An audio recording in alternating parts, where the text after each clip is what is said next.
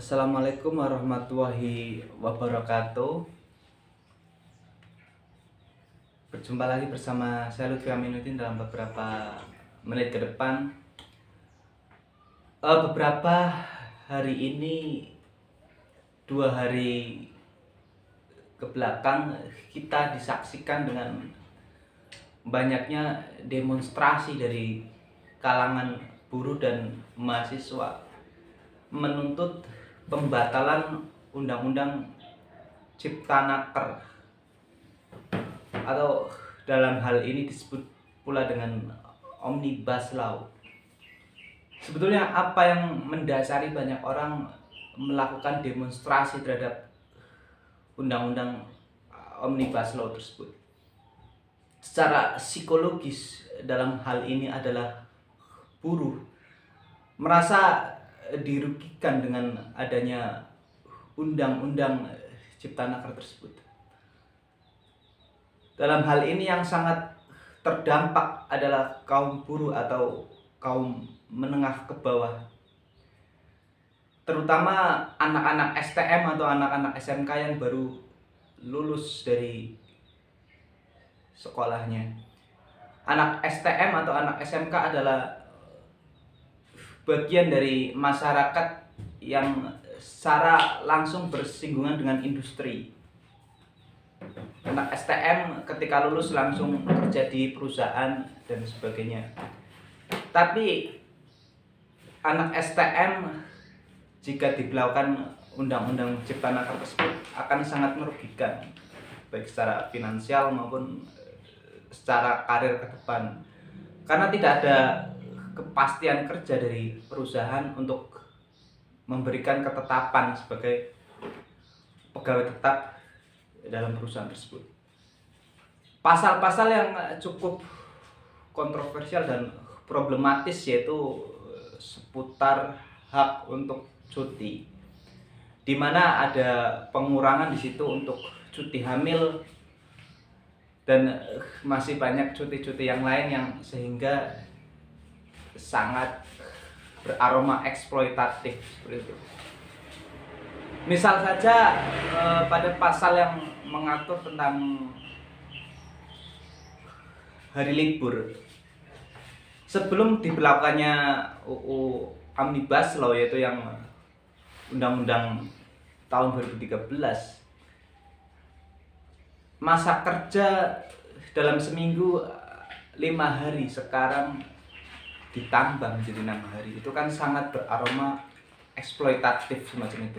Nah, ini pasal-pasal ini yang problematis sehingga akhirnya banyak masyarakat dari kalangan buruh dan mahasiswa serta STM yang melakukan gelombang demonstrasi di berbagai daerah seperti di Tegal, Jogja, Surabaya, Pekalongan dan kota-kota besar lainnya.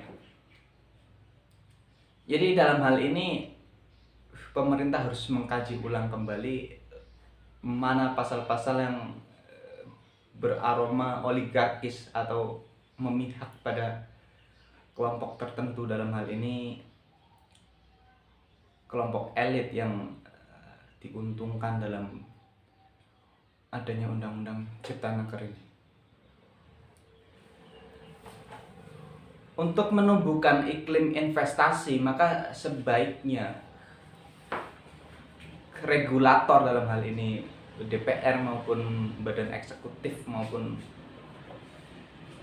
lembaga lain yang mengatur tentang regulasi investor itu harus lebih menekankan kepada human equality economic, yaitu yang ekonomi yang menyasar kepada semua kelompok. Berikan kemudahan bagi UMKM untuk mendirikan usahanya, sehingga ada ekonomi lokal yang tumbuh di tengah pandemi. Kita tahu bahwa kekuatan sosialisme di tengah pandemi ini justru tumbuh. Kita muncul banyak sekali usaha-usaha berbasis lokal yang muncul di era pandemi ini. Justru industri yang sifatnya adalah multinasional seperti KFC, seperti Starbucks itu hancur lebur karena memang di era pandemi seperti sekarang ini ekonomi lokal yang ditekankan.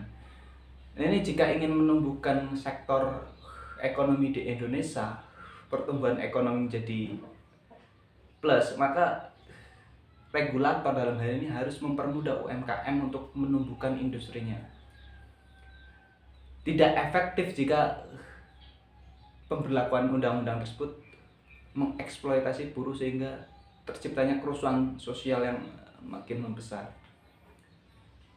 Demikian apa yang bisa saya sampaikan atas analisis saya terhadap Undang-Undang Cipta Nakar tersebut. Saya sebagai salah satu founder dari Bimbel Filosofia sangat menyayangkan sekali adanya pemberlakuan UU Cipta Nakar tersebut, sehingga saya mengharap untuk segera dibatalkan saja, karena itu akan mengeksploitasi kaum buruh dan STM serta mahasiswa yang setelah lulusannya tidak memiliki masa depan yang jelas dengan diberlakukannya UU Cipta Nakar tersebut. Terima kasih. Wassalamualaikum warahmatullahi wabarakatuh.